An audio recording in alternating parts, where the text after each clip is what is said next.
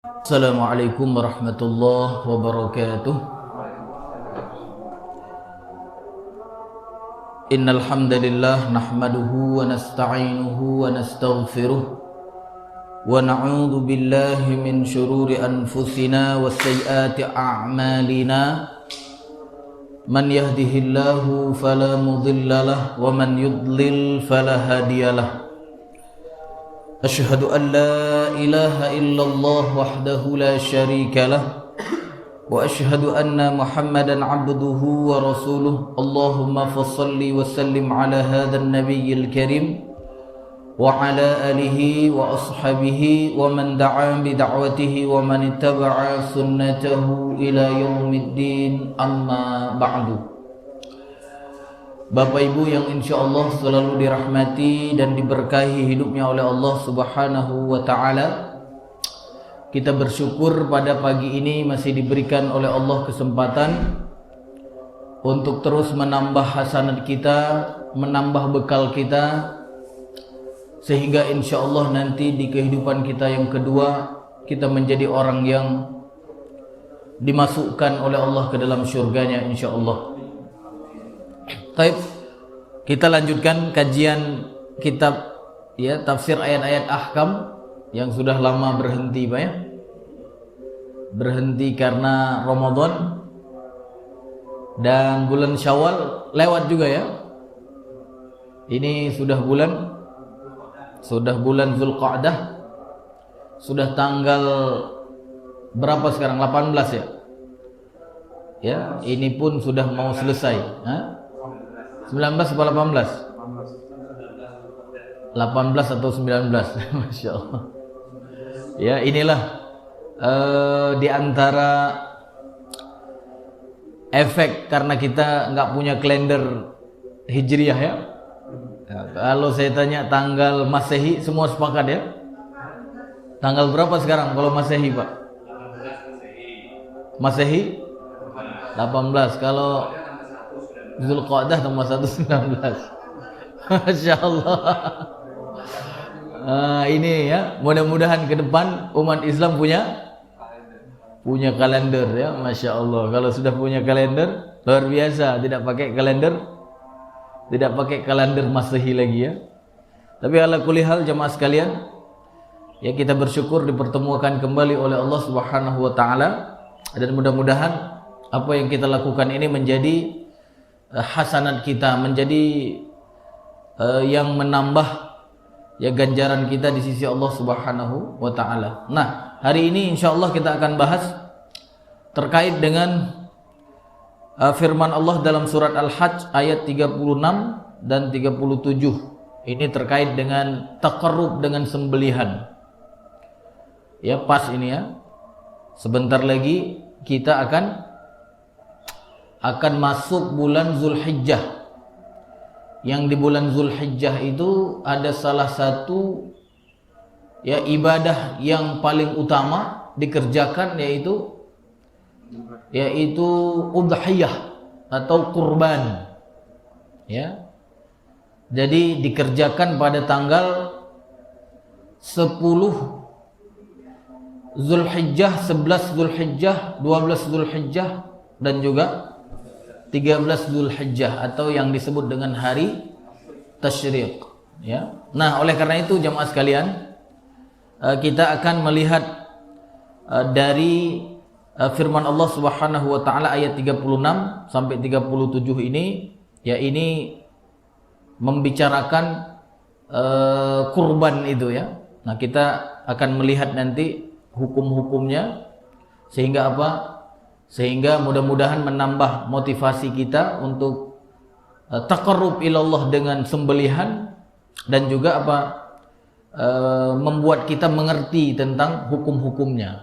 Ya, jangan sampai punya semangat saja untuk taqarrub ilallah, tapi kemudian cara-caranya kita tidak ketahui dengan detail. Karena banyak hari ini orang yang semangat beribadah, semangat taqarrub ilallah, tapi karena kurang detail mengetahui ya tata caranya, sehingga banyak yang melakukan kesalahan ya. Taib, kita bacakan ayatnya. أعوذ بالله من الشيطان الرجيم والبدن جعلناها لكم من شعائر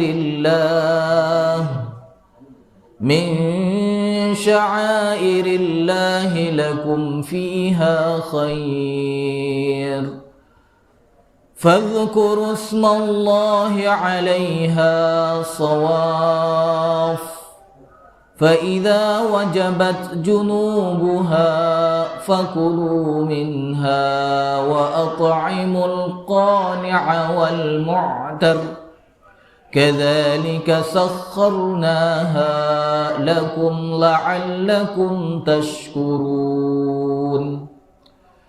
لن ينال الله لحومها ولا دماؤها ولكن يناله التقوى منكم كذلك سخرها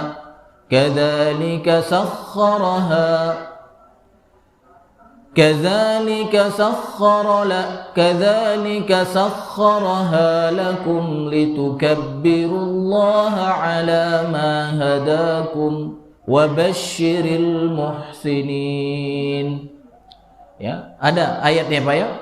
Nggak ada bukunya ya. Bisa kalau punya HP bisa buka aplikasi HP. Silahkan buka aplikasi Al-Qur'annya surat Al-Hajj. Surat Al-Hajj itu surat yang ke-22. Ya. Ayatnya ayat 36 dan 37. Nah, kita bahas satu persatu ya per kalimatnya.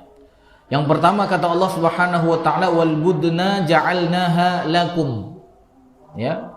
Wal budna ja'alna laha lakum artinya apa? Dan telah kami jadikan untuk kamu unta-unta itu. Ya, wal budna itu ya disebutkan oleh para ulama tafsir unta Pak. Ya, unta. Unta yang dijadikan oleh Allah Subhanahu wa taala, yang diciptakan oleh Allah Subhanahu wa taala untuk kalian. Cuma kalau kita lihat hukum yang nanti dikeluarkan oleh para ulama terkait dengan al-budna ini, tidak semua mengatakan itu hanya unta. Tapi juga nanti ada yang mengatakan termasuk sapi di dalamnya. Ya. Jadi hukumnya kalau misalnya orang bernazar gitu. Ya, aku akan potong al-budna pada tahun depan misalnya. Dia dengan menggunakan kalimat budna. Tidak menggunakan kalimat langsung misalnya unta atau sapi. Maka disebutkan oleh para ulama ketika dia menggunakan kalimat itu, dia boleh potong sapi, boleh potong unta. Ini yang mengatakan al-budna itu termasuk di dalamnya sapi.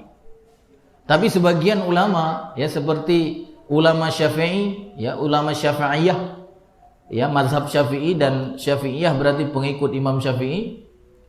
Mereka mengatakan budna ini tidak termasuk di dalamnya sapi. Tapi apa? Cuma unta saja. Jadi kalau misalkan orang bernazar nanti ya aku bernazar akan potong al-budn, ya berarti dia harus potong unta. Tapi kalau sebagian ulama yang lain mengatakan karena budna ini termasuk di dalamnya unta dan sapi, maka boleh ya dipotong sapi, boleh dipotong unta. Paham ya? Jadi wal budna ja'alnaha lakum.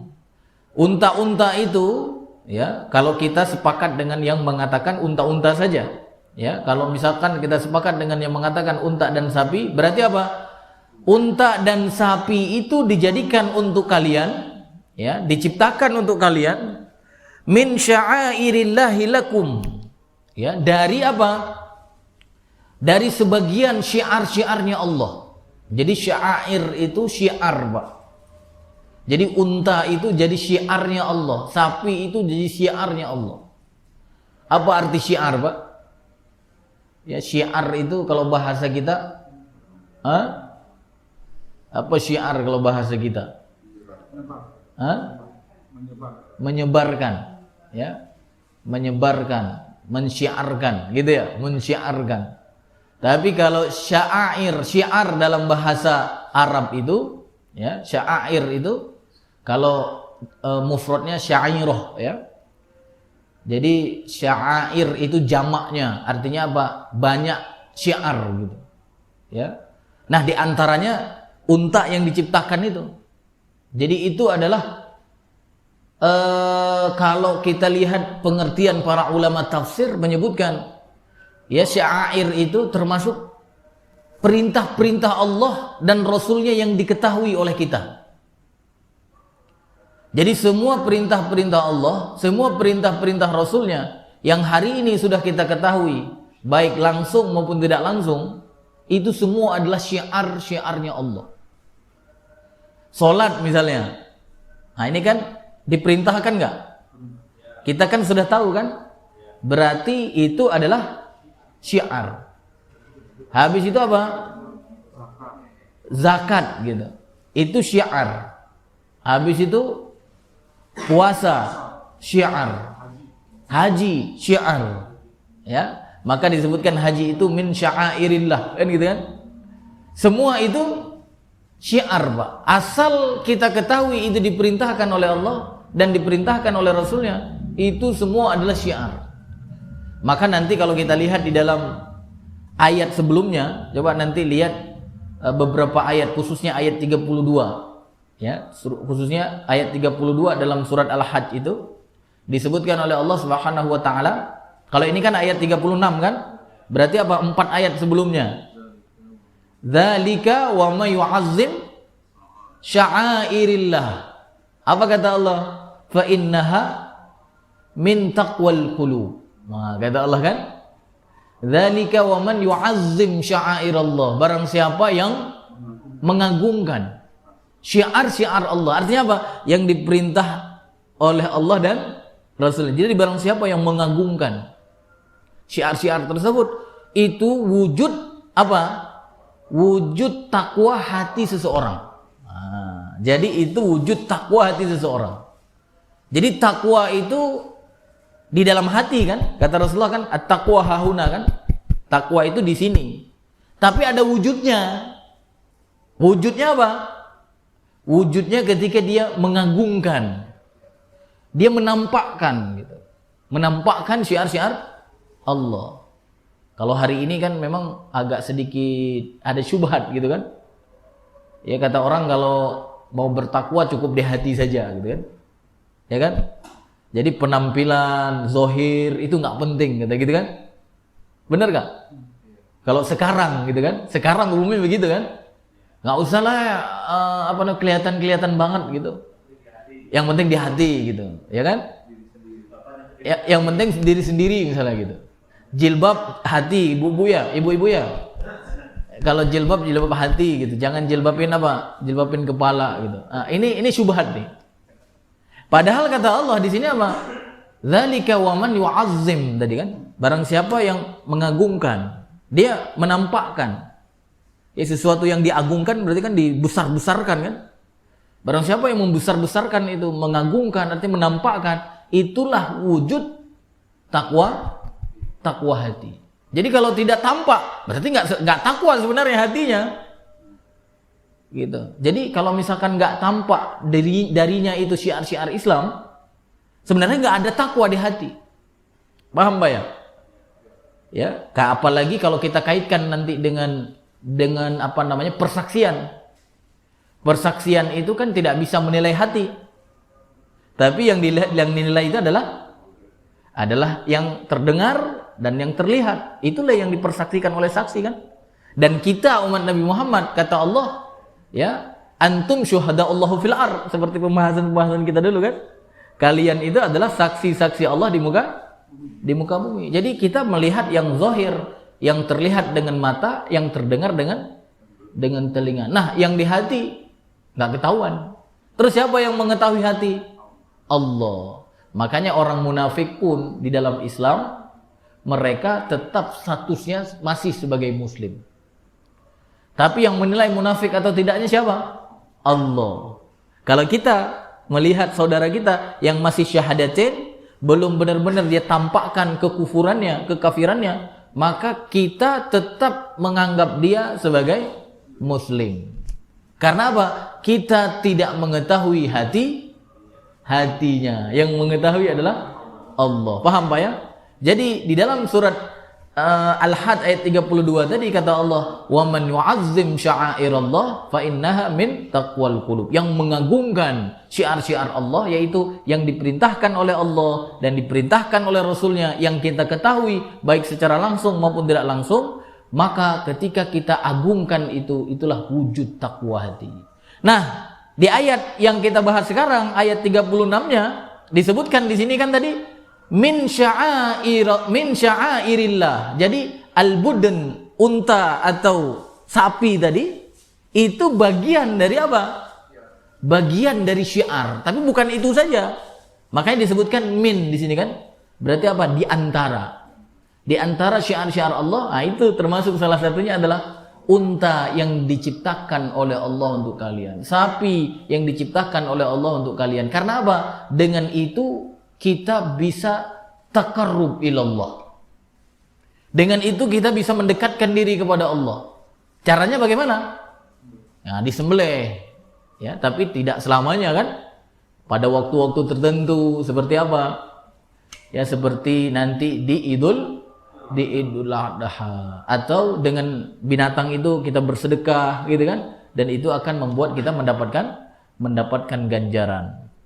Nah, kemudian kata Allah Subhanahu wa taala juga di dalam budun itu, ya fiha khair, ya, padanya itu ada kebaikan-kebaikan. Maksudnya apa? Ya, kebaikan, baik kebaikan yang dengannya kita bisa taqarrub ilallah tadi, ya, menyembelih atas nama Allah dan kemudian kita mendapatkan ganjaran, dan juga apa? Manfaat-manfaat yang lain seperti apa? Seperti kita makan dagingnya. Ya kan, daging unta bisa dimakan, berarti kan ada kebaikan. Daging sapi bisa dimakan, berbeda dengan orang yang nggak beriman. Ya, sapi itu tidak dimakan gitu kan, tapi apa Pak? Disembah gitu kan. Ada kan? Sapi tidak dimakan tapi disembah. Ini padahal kata Allah fiha khair gitu kan. Ya, jadi yang Baik, Bapak Ibu dirahmati Allah. Kemudian Allah Subhanahu wa taala mengatakan fadhkuru smallahi 'alaiha shawaf. Ya. Maka sebutlah nama Allah Subhanahu wa taala padanya. Ketika apa maksudnya? Ketika menyembelihnya. Nah, cuma di sini ada kalimat shawaf. Shawaf. Apa artinya, Pak? Shawaf itu artinya ya dengan berdiri dan diikat kakinya di saat dia sedang berbaris berdiri gitu. Ya. Nah, di sini kalimat ini merupakan dalil para ulama yang mengatakan makna al-budn di awal ayatnya unta, tidak masuk sapi. Paham nggak, Pak? Paham nggak? Kenapa, Pak? Karena di sini disebutkan oleh Allah, potonglah dengan menyebut nama Allah atasnya, yang ketika itu hewan itu al-budn itu sedang apa? Berdiri dan diikat kakinya.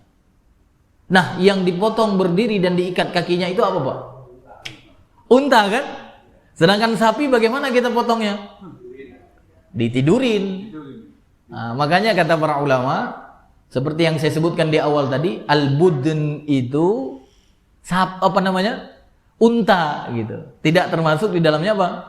Sapi, karena lanjutan ayatnya kata Allah Subhanahu wa taala, sebutlah nama Allah ketika memotongnya, dan di saat memotong itu disebutkan oleh Allah dalam keadaan berdiri dan kaki terikat. Berarti kan budn itu unta kan? Nah, ini dalil para ulama yang mengatakan al-budna itu hanya untuk unta saja. Tapi ya tidak bisa dipungkiri, ya ada sebagian ulama juga yang mengatakan termasuk sapi. Karena ya konsekuensinya apa? Tadi seperti saya katakan tadi, ketika kita ya bernazar misalnya, ketika kita mengucapkan kalimat nazar dengan al-budn tadi, maka apa? Bisa sapi, bisa unta. Tapi kalau yang mengatakan hanya unta saja, berarti dia harus cari unta. Dan ayat ini menguatkan makna al-budun itu adalah unta, karena langsung dikatakan oleh Allah fazkurusmallahi 'alaiha shawaf. Ya, potonglah ya nanti dengan menyebut nama Allah dalam keadaan berdiri dan dalam keadaan terikat kakinya. Kaki apa yang diikat, Pak? Kaki unta, semuanya. Ada yang pernah lihat unta dipotong, Pak? Luar biasa. Dia cuma diikat satu kaki, Pak. Jadi kan dia kakinya 4 kan? Satu saja yang diikat. Berdiri dia 3 kaki. Habis itu dipotong, sep gitu. Jadi, ya. Jadi itu bagian dari keahlian ya, dan bagian dari penundukan hewan kepada manusia. Kalau sapi kan kita harus jatuhin dulu, gitu kan? Diikat semua kaki. Ya, Masya Allah. Nanti kita lihat di akhir ayatnya disebutkan oleh Allah di antara apa? Hikmah penundukan hewan-hewan itu ya atas manusia. Taib. Setelah dipotong, apa kata Allah di sini? Fa idza wajabat junubuha. Apabila dia telah meninggal, telah jatuh dia, rebah gitu. Jadi junubuha itu dari kata janbun namanya. Janbun itu janib. Ya. Janib itu namanya apa? Samping. Jadi ketika dia sudah jatuh ke samping, artinya sudah setelah dipotong kan jatuh, Pak ya. Nggak ada sapi atau unta setelah dipotong lari. Nah, ini bisa kabur kita. Ya, kecuali bebek, Pak ya. Kalau bebek saya heran juga ya. Setelah dipotong kalau nggak dipegang terbang dia. Nah, ini yang aneh ya. Kalau ayam kan cuma kelepek-kelepek doang kan. Dia terbang gitu. Makanya kalau yang nggak tahu motong bebek dilepas bisa jauh ngejarnya, Pak. Ya, jadi beda-beda hewan ya. Nah, kata Allah di sini terhadap unta tadi, setelah kamu potong ya, apabila sudah jatuh dia, artinya dia sudah meninggal, maka kata Allah fakulu minha, makanlah darinya. Habis itu kata Allah wa atmi'ul qani'a wal mu'tar, dan kemudian berikan makan al-qani' wal mu'tar. Siapa al-qani' wal mu'tar itu? Nah, disebutkan oleh para ulama, al-qani' itu ya adalah orang yang miskin dan tidak minta-minta. Ya, miskin dan tidak minta-minta. Ya, artinya dia qanaah gitu. Tapi tidak semua ulama sepakat ya, al-qani' itu adalah yang miskin tidak minta-minta. Justru ada sebagian ulama mengatakan maksudnya al-qani' ini miskin dan minta-minta gitu. Ya karena ada dua di sini kan, satu lagi wal mu'tar kan? Ya. Wal mu'tar itu sebagian ulama mengatakan maksudnya itu dia miskin dan minta. Nah, jadi miskin dan minta. Memang ini ada perbedaan pendapat para ulama. Ada yang membaliknya. Ya, ada yang membalik. Tapi umum terjemahan di Quran Indonesia, al-qani', nah itulah yang miskin dan tidak minta-minta. Qanaah katanya gitu. Merasa cukup gitu. Terima apa adanya. Itu umum tafsir atau terjemah yang ada di Indonesia. Tapi sebagian ulama ada yang mengatakan yang miskin dan tidak minta-minta bukan itu, tapi mu'tarnya. Ya, cuma ini ya beda-beda pandangan saja. Tapi intinya apa? Wa at'imul qani' wal mu'tar, artinya apa? Beri makan dari unta tadi atau sapi tadi, ya. Beri makan dari situ apa? Yang pertama orang miskin yang meminta dan juga orang yang tidak meminta-minta. Nah, dari ayat ini nanti menjadi dalil, Pak. Menjadi dalil cara membagi hewan kurban atau daging hewan kurban. Ya, kalau hari ini cara membagi daging hewan kurban bagaimana, Pak? Setelah Bapak potong. Makan semua? Dibagikan semua? Atau gimana biasanya kalau di masjid kita sini? Ya, sebagiannya berapa? Nggak ada per-pernya ya?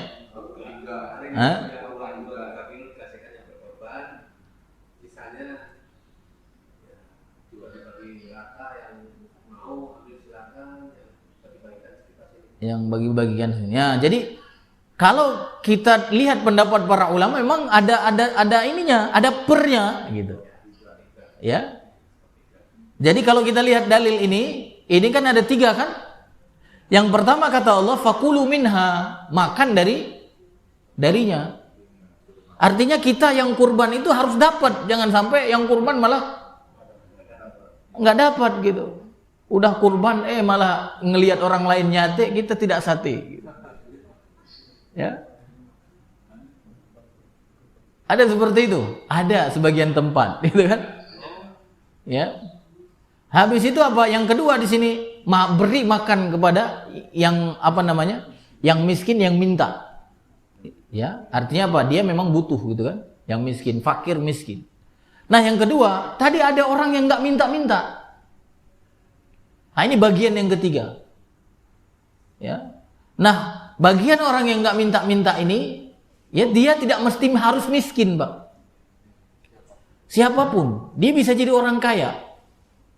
Makanya kalau ada orang kaya kemudian dapat kurban, jangan merasa sedih. Oh, saya kan mampu beli, masa saya dikasih hewan kurban katanya. Ya, sombong amat lu gitu. Ya. Boleh, artinya boleh gitu.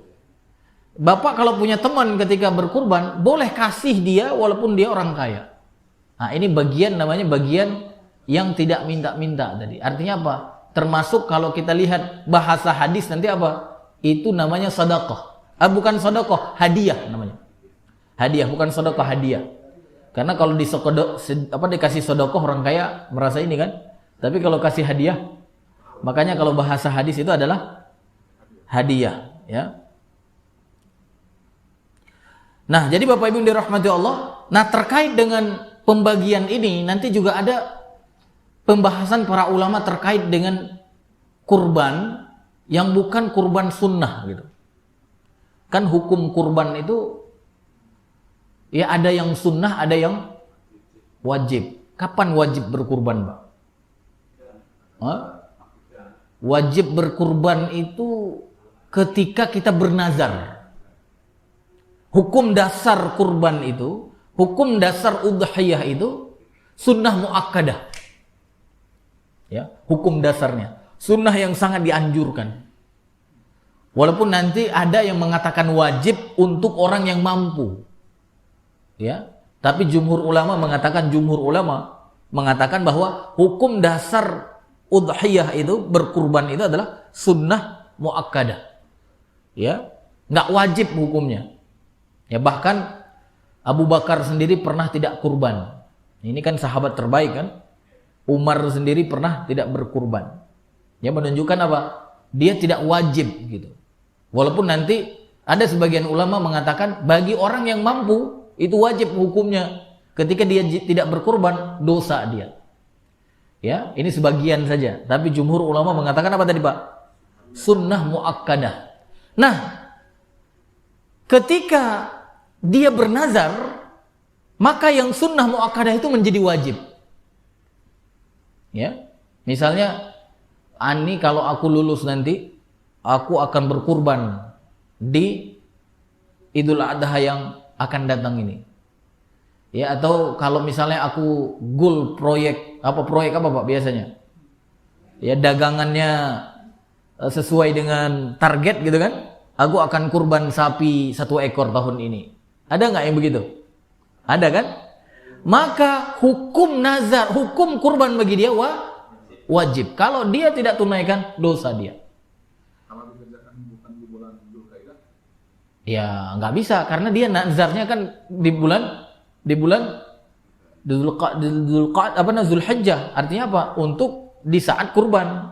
Kecuali kalau dia tidak artinya mutlak saja, tidak dikaitkan ya dengan kurban tahun depan misalnya. Ya.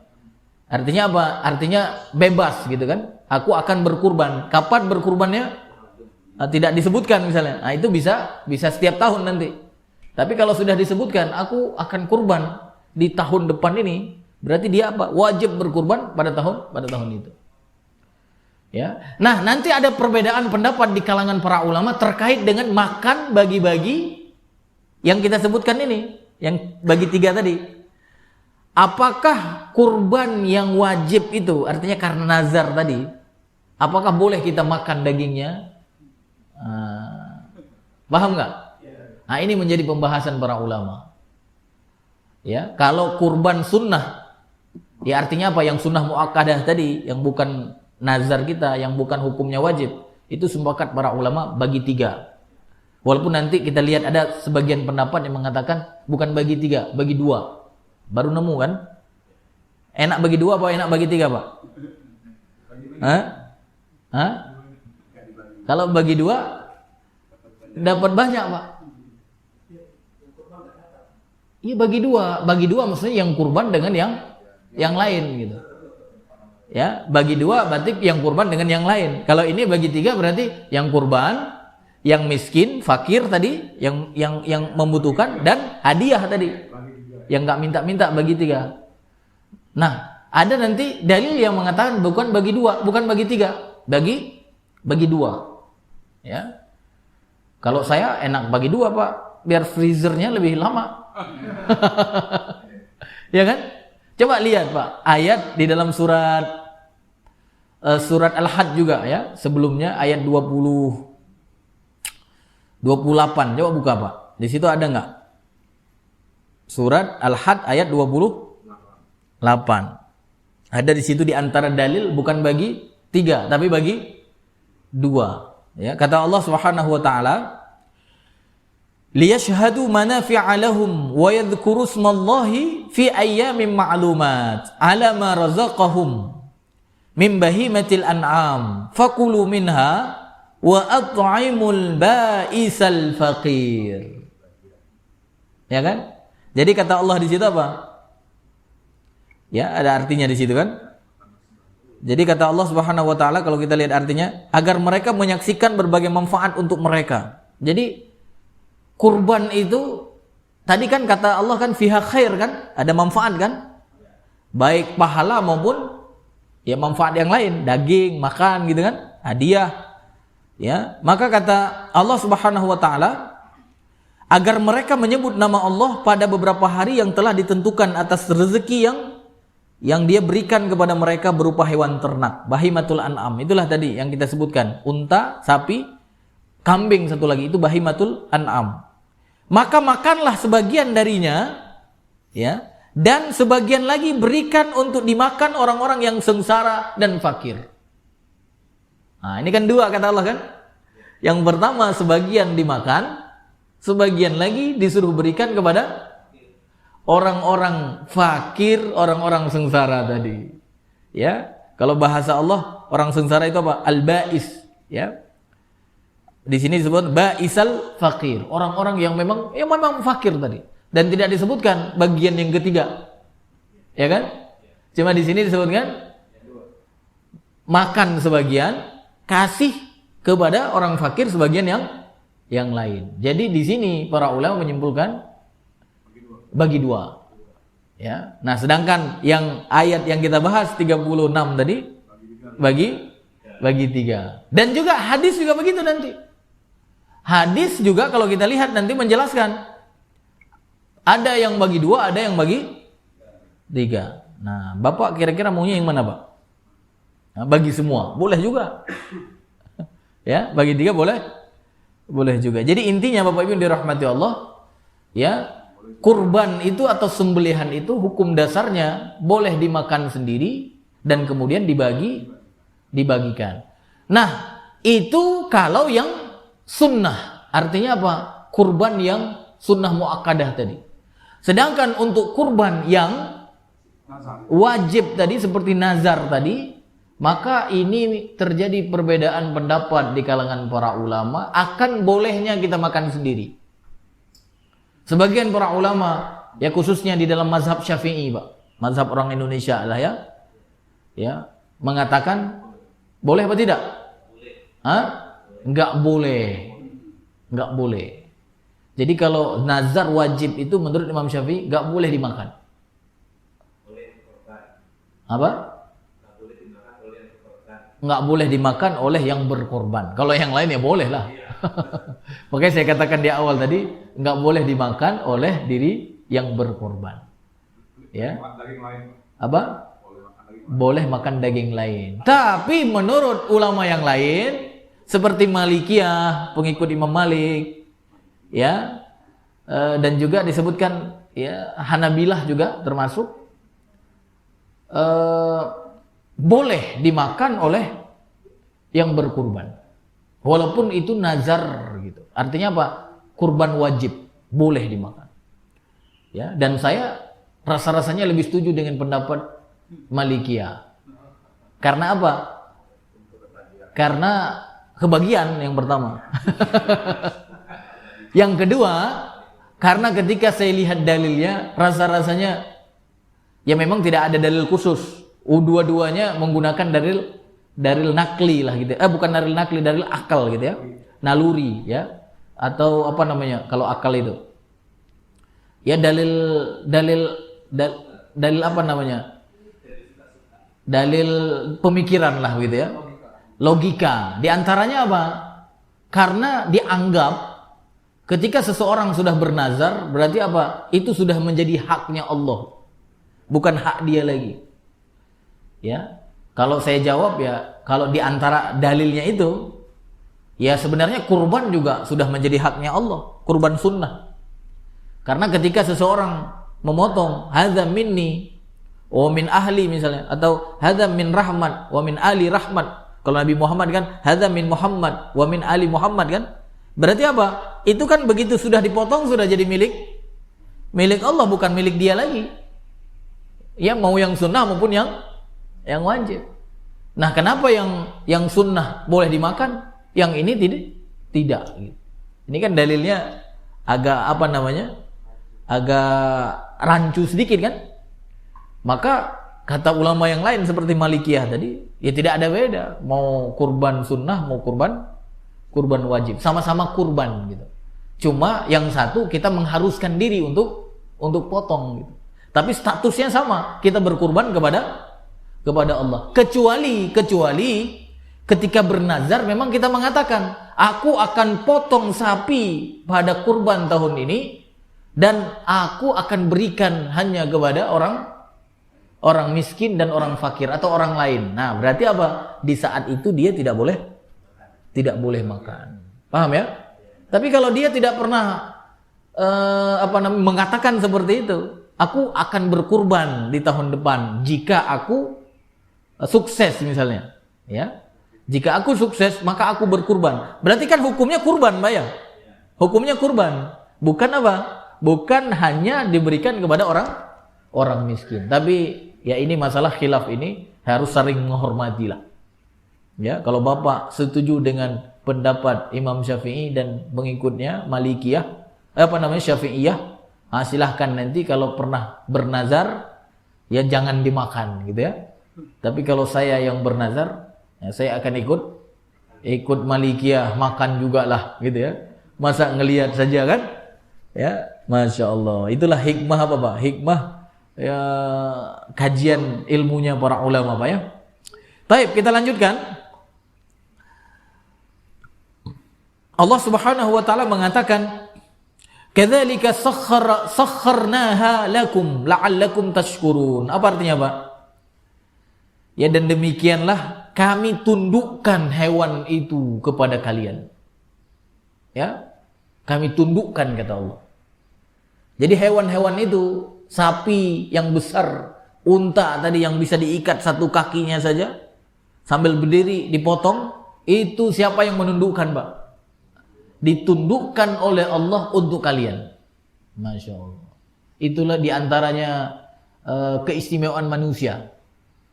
Kalau seandainya hewan-hewan itu tidak ditundukkan kepada kita, Pak, nggak makan daging kita, Pak. Apalagi sapi apa namanya, sapi Bali itu, yang sapi kayak banteng itu. Itu kalau yang lepas liar bener itu ya. Ya. Jadi kalau tidak ditundukkan oleh Allah kepada kita, ya sudah, kita tidak makan daging, Pak. Ya, diseruduk ya. Makanya harimau yang tidak ditundukkan, kita tidak bisa makan harimau ya. Kita dimakan. Tapi sapi, unta, ya, kambing baik kambing Garut maupun kambing yang lain, ya, kalau kambing Garut yang untuk nunduk itu ditundukkan oleh Allah. Bahkan kemarin saya ketika ngisi di Tanah Abang itu cerita, ya kan setiap tahunnya ada apa namanya itu pesta Tanah Abang gitulah ya. Di antaranya ada lomba ngulitin kambing gitu. Ya, jadi ngulitin kambing dalam 1 menit selesai gitu. Ya, bisa nggak Pak? Nah, ini harus ahlinya. Dan cerita sambil makan cerita, mereka kalau motong itu Pak, nggak pakai ikat kaki, nggak pakai ikat yang apa namanya leher. Artinya apa? Dia cuma gini-gini doang, serap jadi Pak. Nah, ini keahlian seorang tukang jagal. Kalau saya motong ayam saja harus pegang 2 orang. Ya, karena apa? Nggak punya keahlian. Jadi kambing, Bapak pernah motong kambing, Pak? Motong sendiri? Belum, Pak ya? Nah, berarti Bapak belum bisa menundukkan hewan, Pak. Minimal dibantu, dipegang dulu. 4 orang, Pak ya? Kaki depan 2, kaki belakang 1 gitu ya. Habis itu apa? Leher dipegang juga, baru dipotong. Tapi mereka katanya Masya Allah, gini tadi putus. Itu orang Tanah Abang itu katanya. Karena memang banyak kambing di situ ya. Subhanallah. Karena intinya apa? Ini dikatakan oleh Allah, kadzalika sakharnaha lakum la'allakum tashkurun. Ya, agar kamu bersyukur. Nah, ini juga disebutkan nanti oleh Allah di ayat yang lain, Mbak. Misalnya dalam surat Yasin ayat 71 dan 73. Ini yang baca Yasin pasti ketemu ayat ini ya. Di situ Allah katakan di ayat 71-nya, ya, dan apakah mereka tidak melihat bahwa sesungguhnya kami telah menciptakan binatang ternak untuk mereka, yaitu sebagian dari apa yang telah kami ciptakan dengan kekuasaan kami sendiri. Lalu mereka menguasainya, ya, artinya kita menguasai artinya ditundukkan, dan kami tundukkan binatang-binatang itu untuk mereka, untuk kita ditundukkan. Maka sebagiannya menjadi tunggangan mereka, dan sebagiannya menjadi makanan mereka, dan mereka memperoleh padanya manfaat-manfaat dan minuman. Maka mengapakah mereka tidak bersyukur, kata Allah. Nah, ini dalam surat Yasin ayat 71-73. Jadi di situ hewan-hewan tadi ada yang kita jadikan sebagai kendaraan, ada yang kita makan, ya, ada yang kita perah susunya. Itu semua ditundukkan oleh Allah. Bayangkan Pak, kalau tidak ditundukkan, pas lagi kita peras susunya, ditendang kita, ya. Tapi subhanallah, hari ini kita bisa minum susu. Nah, di sini disebutkan oleh Allah, la'allakum tashkurun, agar kamu bersyukur. Itu di antara hikmahnya. Maka ketika minum susu ingat Pak, ini dari sapi ini dari kambing ini. Ya, sehingga Pak, kita mensyukuri Allah. Ya, habis itu Bapak berpikir, oh seandainya ini sapi, ini kambing tidak ditundukkan, aku tidak minum susu hari ini. Masya Allah. Susu kedelai, ya beda lah ya. Ya, walaupun kita bisa buat susu kedelai, tapi beda kandungan ya Pak ya. Ya, apalagi pas kita minum, Masya Allah, Rasulullah minum susu kambing misalnya. Masya Allah. Ya, luar biasa. Bahkan juga disebutkan nanti di dalam surah An-Nahl ayat 5 dan 7. Allah katakan di situ, dan dia telah menciptakan binatang ternak untuk kamu. Padanya ada bulu yang menghangatkan dan berbagai manfaat. Dan sebagian kamu makan. Masya Allah. Ada bulu apa itu Pak? Bulu domba. Masya Allah. Ya, asal jangan jadi manusia berbulu domba ya. Jadi bulu domba itu kita jadikan apa? Menghangatkan badan kita, pakaian kita. Itu Allah yang menundukkan hewan itu. Masya Allah. Bapak pernah lihat nggak? Cukur domba itu Pak, hewannya kayak pasrah begitu. Masya Allah. Saya pernah melihat orang yang jago itu kan, dia tarik hewan itu, nggak pakai nggak gitu. Subhanallah. Saya ingat ini ayat Pak. Kenapa hewan itu bisa seperti itu? Allah yang tundukkan kepada manusia itu. Tapi kadang ya itu manusia yang cukur itu kadang orang kafir gitu. Dia nggak sadar itu. Ya, seandainya dia berpikir di situ Pak, atau dapat ayat ini, ya mungkin dia akan tambah, ya, motivasi untuk beriman kepada Allah. Ya, kan ada di Australia itu kan banyak ini Pak ya, Coba lihat video-video cara mengkuliti bulu domba gitu.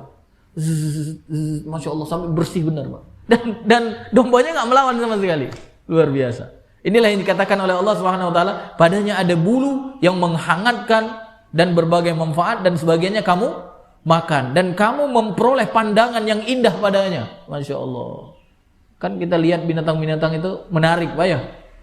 Ya ketika kamu membawanya kembali ke kandang dan kamu melepaskannya ke tempat pengembalaan dan ia memikul beban-beban ke suatu negeri yang kamu tidak sanggup sampai kepadanya. Masya Allah, unta-unta bawa itu kan, ya, bawa barang-barang gitu kan, kuda juga begitu kan, dan ia memikul beban-bebanmu, ya, ke suatu negeri yang kamu tidak sanggup sampai kepadanya, melainkan dengan kesukaran-kesukaran yang memayahkan diri.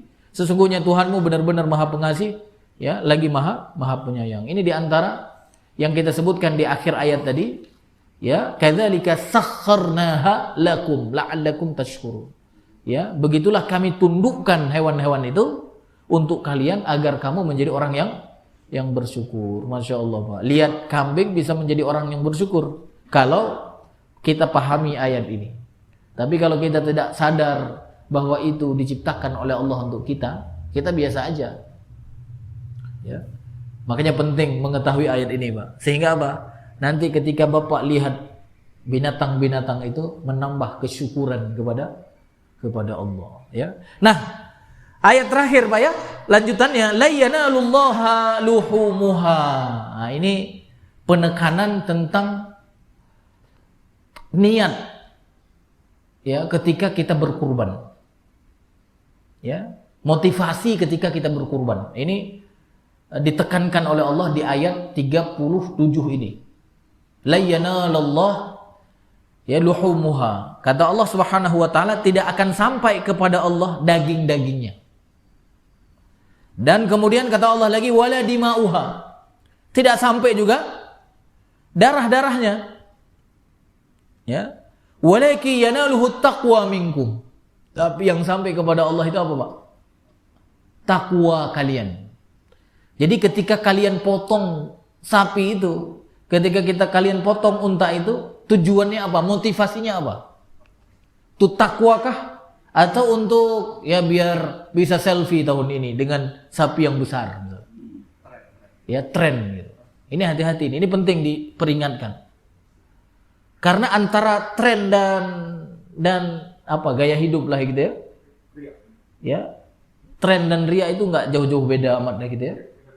Ya, beda tipis gitu. Itu hati-hati, Pak. Ya, makanya kita niatkan karena unsur takwa. Dan kalau kita lihat sebab nuzul ayat ini 37 ini disebutkan oleh Ibnu Abbas, ya, sebuah riwayat dari Ibnu Abbas. Ketika itu ada sekelompok kaum muslimin yang hendak menyembelih kurban ala jahiliyah. Jadi orang muslim ketika sudah menerima Islam, kan mereka umumnya dulu jahiliyah, Pak ya. Umar bin Khattab, semua mereka kan jahiliyah semuanya, Pak. Ketika masuk Islam, nah mereka masih ingat kebiasaan jahiliyah dulu. Nah, ketika jahiliyah dulu mereka kalau berkurban, karena kurban ini bukan pas Nabi Muhammad saja, Pak. Sebelumnya sudah ada. Bahkan sejak Nabi Adam, bukan Nabi Ibrahim saja, Pak. Jadi anaknya Nabi Adam itu namanya Habil dan Qabil. Ya, karena mereka berseteru mendapatkan ya kalau bahasa singkat kita ya gadis cantik lah gitu ya. Nggak mau dinikahkan, kan harusnya kan silang kan. Nah, Qabil ini nggak mau dia nikah dengan saudara kembar Habil. Karena menurut riwayat ada yang mengatakan kurang menarik lah begitu. Ya dia maunya dengan saudara kembarnya. Ya, akhirnya apa? Wah, terjadi cekcok lah gitu. Ya, tapi akhirnya dibuatlah sayembara oleh Nabi Adam.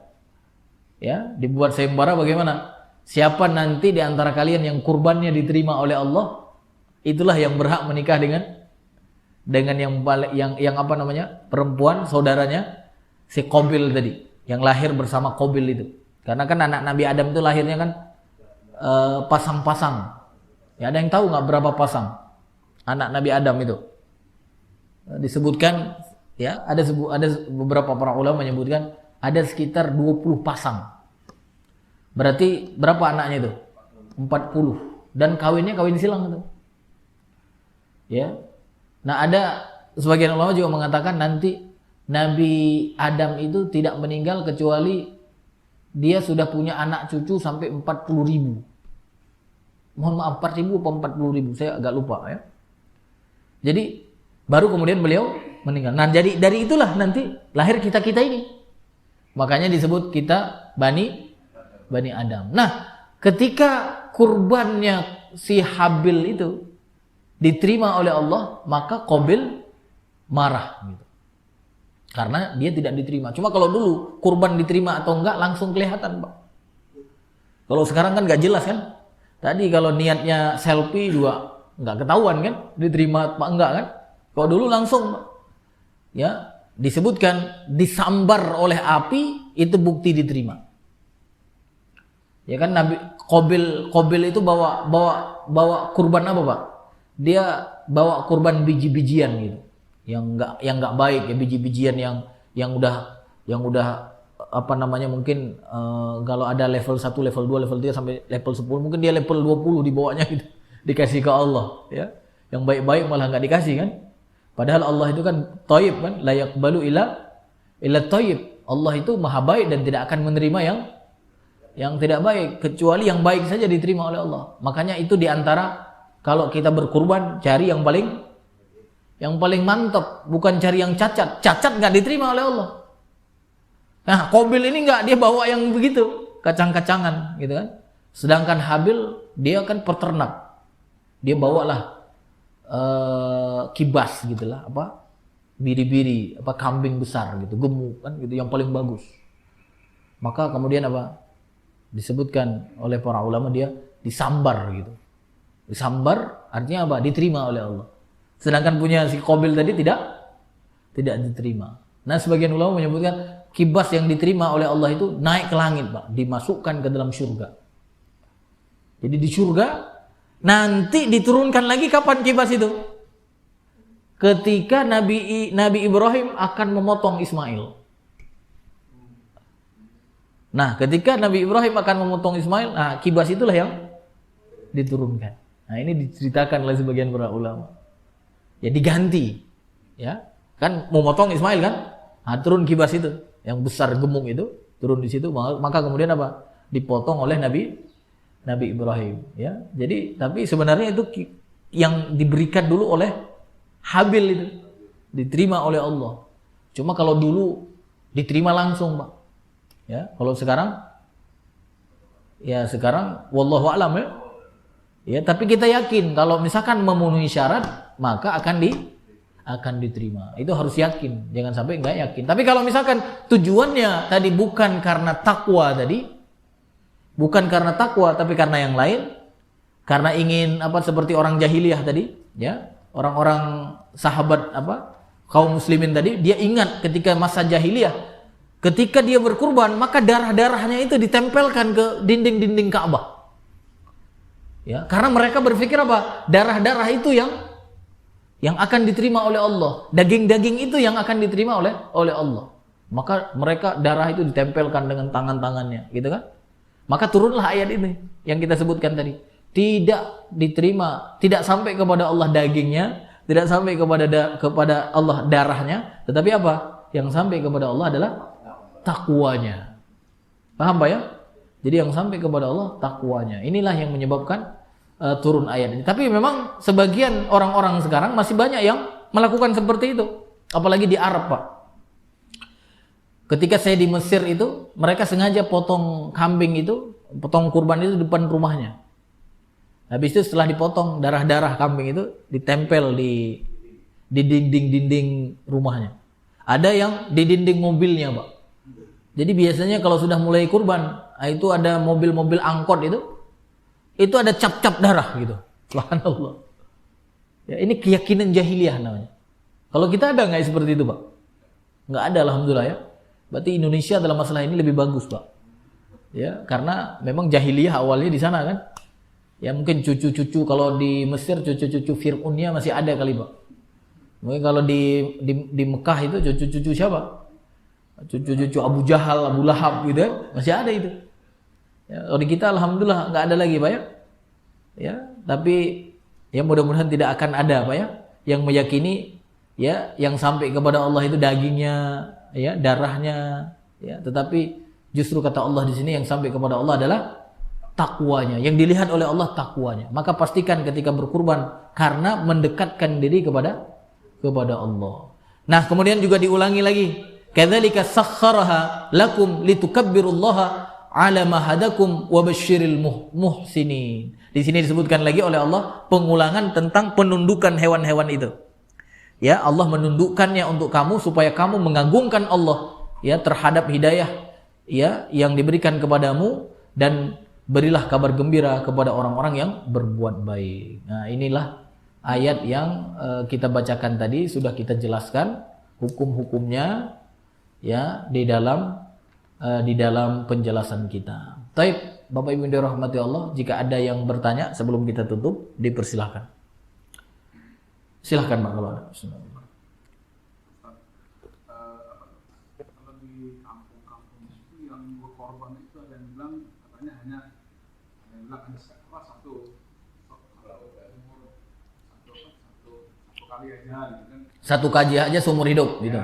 Iya. Ada yang mengatakan bahwa bisa saja kan ini kan untuk misalnya untuk kita ada istri, ada anak gitu kan. Iya. Ya, mungkin tahun ini untuk anak. Iya. Taib. Ada istri. Ya, taib. Paham. Ya, gimana tuh Pak? Taib. Bicara sah dan juga sesuai sunnah ya. Ya. Jadi ada kurban sah, ada kurban yang sesuai dengan sunnah, begitu kira-kira. Sesuai dengan sunnah maksudnya apa? Memang dilakukan oleh Rasulullah dan para sahabatnya.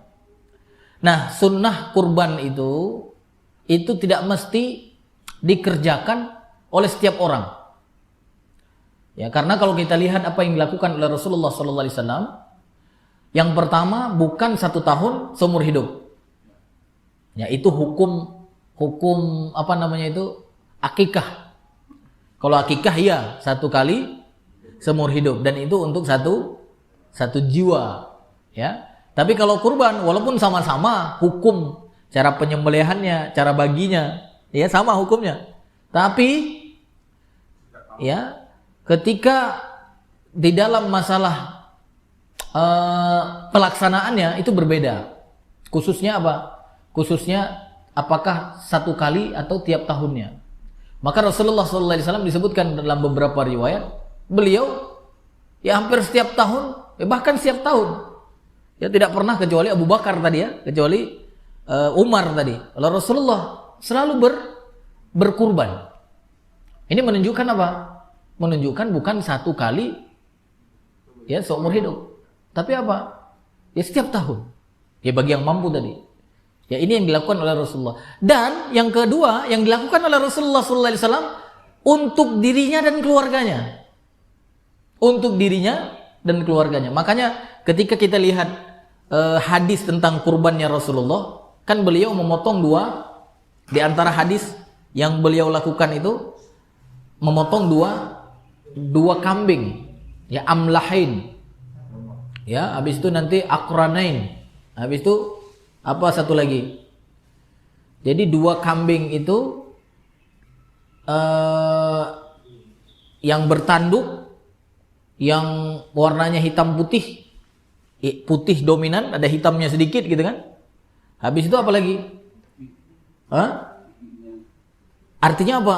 2 kambing itu yang dipotong oleh Rasulullah. Yang pertama dikatakan oleh Rasulullah, hadza minni wa min ahli. Ini dariku dan dari keluargaku. Dan satu lagi, kambing satu lagi kata Rasulullah, hadza minni wa min ummati alladzi lam yudhi. Ini dariku dan dari umatku yang belum memotong. Ini cara Rasulullah SAW memotong kurban. Jadi kan beliau punya istri kan, beliau kan punya anak, tapi tidak pernah mengatakan misalnya apa? Ini dari istriku, atau ini dari anakku, ini dari pamanku. Tidak pernah dilakukan oleh Rasulullah Muhammad SAW. Ini menunjukkan apa? Menunjukkan tidak harus ya. Yang sesuai dengan sunnah itu tidak harus apa? tiap tahun kita bagi-bagi misalnya. Tahun ini untuk bapak, besok untuk istri, tahun depan untuk anak, atau tahun depan lagi untuk cucu. Ini tidak harus. Ini bicara sunnah, Pak, bicara sunnah. Tapi bicara sah, ini yang kedua tadi. Bicara sah, apakah sah kalau misalnya tahun ini bapaknya yang motong, tahun depan anaknya yang motong, tahun depan lagi istrinya yang motong. Bicara sah, sah. Boleh. Ya. Tapi bicara sesuai dengan apa yang dilakukan oleh Rasulullah, nah ini agak berbeda sedikit. Ya. Kadang orang begini, Pak, sekarang, kalau bukan namaku yang disebut nggak enak gitu. Nah, ini hati-hati nih. Bisa jadi nanti bukan unsur takwa. Ya kan? Kan misalnya seorang istri, ada ibu-ibu di sini kan? Kalau misalnya dia suaminya nggak mampu-mampu banget gitu kan? Yang mampu istrinya. Akhirnya apa? Pak, ini kurban tolong nanti potong Pak ya, tapi atas nama bapak misalnya. Kan istrinya nggak disebutin kan?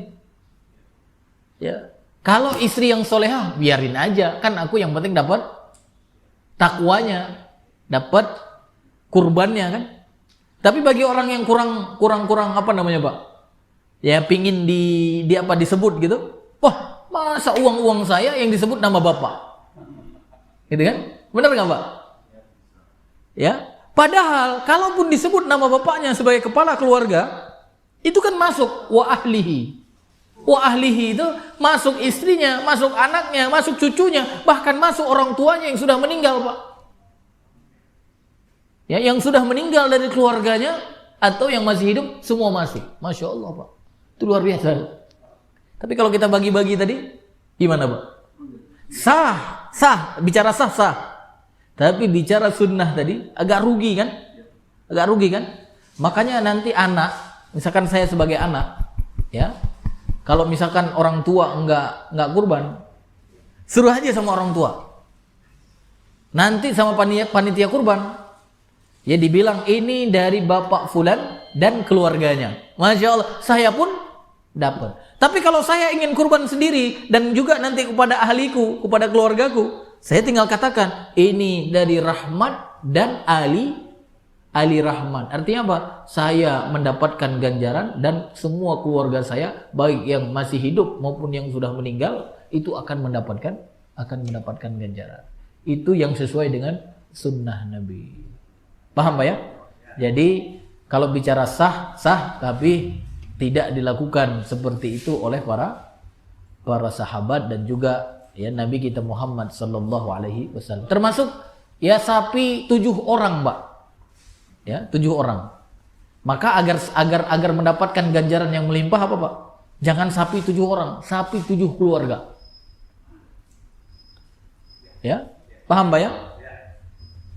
Jadi misalnya ada yang motong, ini sapi kan disebutin nama-namanya kan? Dari si fulan. Terakhir disebutin aja wa ahlihim. Ngerti nggak maksudnya, Pak? Dan keluarga mereka. Masya Allah. Kalau cuma satu kan rugi, Pak ya? Ya. Tapi kalau potong sapi satu keluarga, nah ini lebih bagus lagi. Nggak perlu disebutin semuanya. Ini sekarang satu sapi, ada bapaknya di situ, ada anaknya di situ, ada siapa lagi? Istrinya di situ. Sebutinnya 7, Pak. Capek tukang potongnya. Tinggal aja disebut ini dari Bapak Ahmad wa ahlihi, beres. Semua dapat, Pak. Ya. Kalau unsur yang kita kedepankan adalah unsur takwa, walaupun tidak disebutin nama kita, insya Allah aman, Pak. Tenang kita. Tapi kalau ada unsur yang lain, wah, habis potong kurban, ribut. Itu si bapak tadi yang disebutin, padahal saya yang ngasih duit. Saya nggak disebutin, katanya gitu. Mulai ribut, Pak ya. Sama seperti kemarin, ada yang minta foto dulu gitulah. Nanti sebelum ini dipoto. Pas ternyata setelah saya potong tidak dipoto, Pak. Itu dipoto. Mana sempat dipoto kan? Ya, mana fotonya? Ah udahlah, niat aja takwa kepada Allah, saya bilang gitu. Ya, justru dengan itu akan sampai kurbannya kepada Allah. Ya, ini mudah-mudahan jadi pelajaran untuk kita, Pak ya. Tapi mudah-mudahan semua yang hadir di sini Jangan sampai tidak kurban tahun ini ya. Walaupun cuma 1 kambing, Pak. Kalau nggak bisa 1 keluarga 1 sapi, ya 1 kambing itu sudah mewakili insyaallah. Ya, 1 kambing katakan ini hadza bismillah, Allahu akbar, hadza min Bapak Ahmad, nggak usah pakai Bapak lagi, min Ahmad wa ali Ahmad. Bismillah tadi langsung potong, dah dibagi untuk orang miskin 1/3 tadi kan, atau orang teman-teman 1/3, dan kemudian dimakan 1/3. Nggak mesti habis hari itu, boleh disimpan. Ya, makanya nanti di dalam hadis ada kalimat apa, Pak? Kalimatnya oleh Rasulullah SAW dikatakan apa? Ya, disuruh makan dan disuruh simpan dan disuruh bagi-bagikan. Ya. Jadi bahasa hadisnya begini, yang pertama dalam sebuah riwayat, fakulu wa adkharu wa tasaddaqu. Ya. Jadi makanlah, simpanlah serta bersedekahlah. Nah, di hadis yang lain disebutkan fakulu wa at'imu wa tasaddaqu. Makanlah dan berilah kepada orang-orang yang membutuhkan dan sedekahlah. Ya, jadi ada kadang-kadang kalimat apa? Wa ad-dakhiru, ya, kadang-kadang apa? Wa at'imu. Ada ad-dakhiru artinya apa? Simpanlah. Jadi setelah dipotong 1/3 yang buat keluarga itu boleh disimpan, dimakan di hari-hari tasyrik itu, dimakan. Ya, jangan dikasih semua, Pak. Disimpan aja, nggak apa-apa. Selama 4 hari itu makan daging terus. Masya Allah. Itulah di antara makna Idul Adha. Kalau di kita memang ya kurang masyhur, Pak, Idul Adha. Ya, kalau di Madura katanya Masya Allah. Kalau di Arab umumnya memang Idul Adha rame. Kalau Idul Fitri biasa aja. Ya sebenarnya memang Idul Fitri itu ya buktinya takbiran saja kan cuma bukan 1 hari, cuma satu malam. Itu membuktikan apa? Biasa aja gitu. Coba lihat Idul Adha, takbirannya berapa? 4 hari, Masya Allah. Makanya kalau Bapak jadi pemimpin nanti, ya Bapak liburkan Idul Adha lama, Pak. 2 pekan gitu. Mudik Idul Adha, Masya Allah, itu kebijakan baru. Itu jadi bahan kampanye, Pak. Insya Allah umat Islam, yang minimal orang Madura pilih Bapak semua. Ya, bahan kampanye nanti ya. Pokoknya kalau aku terpilih Idul Adha mudik gitu. Habis itu makan daging bersama keluarga, Masya Allah. Halal bil halalnya daging kambing, daging sapi. Kita bawa unta sesekali nanti. Impor unta, Pak ya. Taib, wallahu a'lam bishawab. Ya, satu lagi ya. Ya, insyaallah. Masalah pembagian tadi, Ustaz. Ya. Yang 1/3 atau setengah tadi ya. Ya. Itu memang harus itu atau mungkin kalau lebih sedikit atau lebih kurang dari itu. Ya. Tidak apa-apa. Ya, taib. Ini kan bicara secara umum lah, bahasa Quran dan juga hadis. Tidak dirinci ya kilonya berapa, kan tidak gitu kan. Artinya apa? Secara umum diperintahkan ya diberikan kepada orang miskin, diberikan sebagai hadiah tadi atau sedekah tadi. Dan kamu makan sendiri. Adapun detailnya ya tidak mestilah begitu ya. Ya, uruf. Uruf itu kebiasaan masyarakat. Ya, disesuaikan lah begitu ya. Tapi memang kalau misalnya kita mau seperti yang disebutkan tadi, mau bagi 2, mau bagi 3, boleh juga gitu. Ya, boleh juga. Tapi kalau misalkan tadi disesuaikan saja, misalnya kita orang berkurban, ngelihat orang banyak yang membutuhkan, aku tidak perlu banyak-banyak lah, ngambil saja 2 bungkus gitu kan. Seperti di tempat saya, ya tidak dibagi 3, memang paling dikasih. Tapi memang kalau di tempat saya bagi 3 benar, Pak. Misalkan kan 1 kambing itu dapat 9 bungkus gitu kan. 9 bungkus langsung diberikan kepada keluarga yang berkurban 3 bungkus. 3 bungkus langsung diberikan. 3 bungkus lagi baru nanti dibagikan oleh panitia. Ya. Karena kenapa? Karena dipotong oleh panitia. Jadi biarkan panitia yang bagi-bagi. Tapi kalau misalnya kita sendiri yang motong, Pak, 3 bungkus simpan dulu, nggak apa-apa. 3 bungkus dibagikan oleh kita sebagai pengorban untuk teman-teman kita. Dan 3 bungkus lagi dibagikan oleh kita untuk yang benar-benar miskin. Jangan sampai dikasih ke teman semua. Diundang temannya, ayo kita makan hewan kurban di rumahku. Nggak ada ternyata orang miskin yang datang. Nah ini berarti apa? Ya kurang sempurna kurbannya. Jadi bagi 3 tadi, kalau misalkan dapat 9 bungkus, 9 kupon, simpan saja 3 kupon di rumah. Ini nggak apa-apa. Bahkan Rasulullah termasuk yang makan daging kurban sendiri. Jadi beliau setelah sholat Idul Adha dan setelah khutbah Idul Adha, maka potong kurban dan kemudian makan daging kurbannya. Disebutkan dalam hadis ada kalimat yang dimakan langsung oleh Rasulullah itu adalah hatinya. Jadi kambing setelah dipotong kan ada hatinya tuh, langsung dibakar gitu kan gampang tuh ya. Nah coba praktekkan nanti Pak, siap-siap di rumah, ya setelah sholat Idul Adha potong dan kemudian apa? Langsung siapin api-api di situ. Nggak boleh. Kalau misalnya kita mau ini ya, artinya apa? Rasulullah makan hati itu. Ya, maka disebutkan Rasulullah sebelum berangkat sholat Idul Adha tidak makan. Dan kapan makannya? Setelah beliau motong hewan kurban. Jadi hewan kurban itulah makan pagi beliau, masya Allah. Jadi nggak apa-apa Pak. Tapi ya tadi kalau misalkan memang uruf di tempat kita ya tidak mesti bagi 3 yang detail tadi. Ya kalau ada 9 3 insya Allah itu sesuai dengan ketentuan.